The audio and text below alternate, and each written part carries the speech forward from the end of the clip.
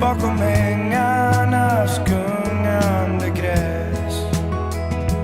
Och med sommar och skönhet och skogsvindsackord, så min hembygd och hälsa mig glad. Var mig hälsad, men var är min faders gård? Det är tomt bakom lönnarnas rad. Det är tomt, det är bränt, det är härjat lokalt. Där den låg ligger bergen bar. Men däröver går minnet med vinden så svag. Och det minnet är allt som är kvar.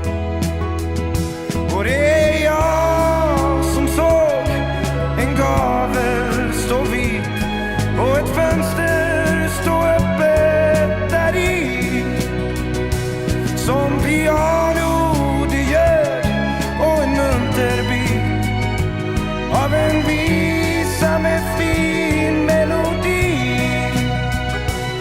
Och det är som det vore min faders röst när han ännu var lycklig och ung.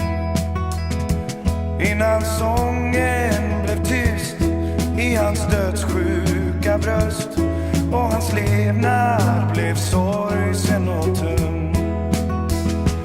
Det är tomt, det är bränt, jag vill lägga mig ner in vid sjön för att höra hans tal om det gamla som gått medan tiden led, om det gamla i allstens dag och sitt sorgsna och sålande svar han slår, men så svagt som det blott vore drömt.